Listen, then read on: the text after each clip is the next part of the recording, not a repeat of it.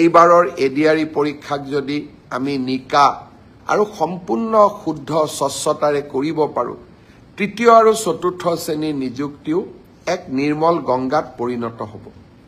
আমাৰ ৰাজ্যখনত যুৱ প্ৰজন্মৰ বাবে ই এক আশাৰ বতৰা।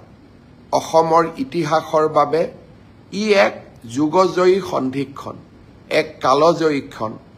অসমৰ মন্ত্ৰীৰ ল'ৰা, বিষয়াৰ ল'ৰা, ধনী আঢ্যবন্ত পৰিয়ালৰ ল'ৰা ছোৱালী, 1 কোটি টকাৰ লৈ উপঢৌকন, ৰাকেশ পালৰ দৰে ব্যক্তিৰ সৃষ্টি আৰু অসমৰ দৰিদ্ৰ মধ্যবিত্ত সমাজখনত অগাধ লুণ্ঠন এই কংগ্ৰেছৰ শাসনকালৰ স্বাক্ষৰ আছিল। আজি আমাৰ শাসনকালত আমি সেই ব্যৱস্থাক প্ৰত্যাহ্বান জনালোঁ, সেই ব্যৱস্থাক আমি সফলতাৰে পৰিৱৰ্তন কৰিলোঁ আৰু আজি সমগ্ৰ দেশেই স্বীকাৰ কৰিবলৈ বাধ্য হৈছে যে আজি অসমৰ চৰকাৰে, অসমৰ ৰাইজে টকা পইচা নিদিয়াকৈ চাকৰি পোৱাৰ ব্যৱস্থা এটাক আদৰণি জনাইছে আৰু তাক আমি আনুষ্ঠানিক ৰূপ দিছোঁ। পৰীক্ষাৰ ফলাফল হ'ল, এইবাৰ এই পৰীক্ষাৰ ফলাফলত দুটা নতুন বৈশিষ্ট্য আছিল। যোৱা কিছুদিন আগতে কেবিনেটত আমি এটা সিদ্ধান্ত লৈছিলোঁ, অসমৰ আটাইতকৈ আদিমতম আৰু আটাইতকৈ প্ৰাচীন জনগোষ্ঠী দুটাই আছিলে মৰাণ আৰু মটক। যিকোনো কাৰণতে শৈক্ষিকভাৱে পিছপৰি থকা বাবে সেই জাতিটোৰ পৰা আজিও দুইটা জনগোষ্ঠীৰ পৰা আজিও এজন মেজিষ্ট্ৰেট বা ডিএছপি বা লোকসেৱা আয়োগত পৰীক্ষা পাছ কৰা যুৱক যুৱতী আমি ভবা ধৰণে নিৰ্মাণ কৰি তৃতীয় শ্ৰেণী, চতুৰ্থ শ্ৰেণী, ৰাজপত্ৰিত বিষয়া, লোকসেৱা আয়োগৰ পৰীক্ষা, এই সকলোবিলাকতে মেধাৰ ওপৰত যি এক নিযুক্তি প্ৰক্ৰিয়া আমি যোৱা 3.5 বছৰত স্থাপন কৰিব পাৰিলোঁ, সি ভাবোঁ আৰু মই অনুভৱ কৰোঁ সি আমাৰ চৰকাৰৰ কাৰ্যকালৰ এটা হাই পইণ্ট, অৰ্থাৎ এক সৰ্বশ্ৰেষ্ঠ সফলতা হৈ থাকি যাব। 2012 চনত মই শিক্ষামন্ত্ৰী হৈ থাকোঁতে শিক্ষক নিযুক্তিক স্বচ্ছতা দিবলৈ চেষ্টা কৰিছিলোঁ।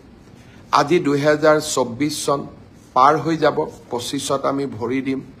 যোৱা 13টা বছৰে শিক্ষক নিযুক্তিৰ প্ৰক্ৰিয়াক আমি সম্পূৰ্ণ দুৰ্নীতিৰ পৰা আঁতৰত ৰাখিব পাৰিলোঁ আৰু মেধাৰ ওপৰত চাকৰি পোৱা, শিক্ষকৰ চাকৰি পোৱা প্ৰক্ৰিয়াটোক আমি ইনষ্টিটিউচনেলাইজ অৰ্থাৎ স্থায়ী কৰিব পাৰিলোঁ। যোৱা 3টা বছৰত লোকসেৱা আয়োগৰ পৰীক্ষাকো আমি এক নিৰ্মল গংগালৈ ৰূপান্তৰ কৰিলোঁ আৰু এইবাৰৰ এডিআৰই পৰীক্ষাক যদি আমি নিকা আৰু সম্পূৰ্ণ শুদ্ধ স্বচ্ছতাৰে কৰিব পাৰোঁ, তৃতীয় আৰু চতুৰ্থ শ্ৰেণীৰ নিযুক্তিও এক নিৰ্মল গংগাত পৰিণত হ'ব। আমাৰ ৰাজ্যখনত যুৱ প্ৰজন্মৰ বাবে ই এক আশাৰ বতৰা। অসমৰ ইতিহাসৰ বাবে ই এক যুগজয়ী সন্ধিক্ষণ, এক কালজয়ী ক্ষণ। অসমৰ বিভিন্ন আমাক সমালোচনা কৰা সংবাদ মাধ্যম, সামাজিক মাধ্যমত যিসকল লোকে আমাক সততে সমালোচনা কৰি থাকে, তেখেতসকলে এবাৰ মাত্ৰ আকৌ এবাৰ চিন্তা কৰি চাওক, কংগ্ৰেছ দলৰ মুখ্যমন্ত্ৰী এজন থাকিলে, অসমত কংগ্ৰেছৰ চৰকাৰ থাকিলে, চৰকাৰী চাকৰিত এনে নিৰ্মলতা, স্বচ্ছতা সম্ভৱ হ'লহেঁতেন নেকি? আমাক সমালোচনা কৰা সকলেও এটা মুহূৰ্তৰ বাবে কংগ্ৰেছৰ সেই শাসনকাললৈ মনত পেলাওক।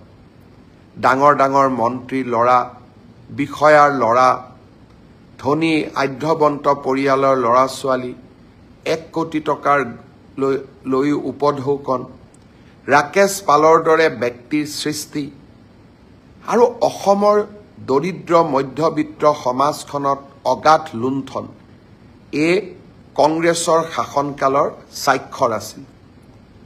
আজি আমাৰ শাসনকালত আমি সেই ব্যৱস্থাক প্ৰত্যাহ্বান জনালোঁ, সেই ব্যৱস্থাক আমি সফলতাৰে পৰিৱৰ্তন কৰিলোঁ আৰু আজি সমগ্ৰ দেশেই স্বীকাৰ কৰিবলৈ বাধ্য হৈছে যে আজি অসমৰ চৰকাৰে অসমৰ ৰাইজে টকা পইচা নিদিয়াকৈ চাকৰি পোৱাৰ ব্যৱস্থা এটাক আদৰণি জনাইছে আৰু তাক আমি আনুষ্ঠানিক ৰূপ দিছোঁ। পৰীক্ষাৰ ফলাফল হ'ল এইবাৰ এই পৰীক্ষাৰ ফলাফলত দুটা নতুন বৈশিষ্ট্য আছিল। যোৱা কিছুদিন আগতে কেবিনেটত আমি এটা সিদ্ধান্ত লৈছিলোঁ। অসমৰ আটাইতকৈ আদিমতম আৰু আটাইতকৈ প্ৰাচীন জনগোষ্ঠী দুটাই আছিলে মৰাণ আৰু মটক।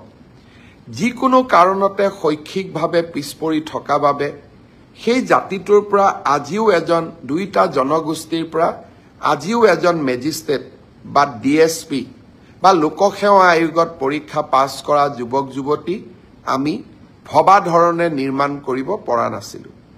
মই এবাৰ প্ৰতিশ্ৰুতি দিছিলোঁ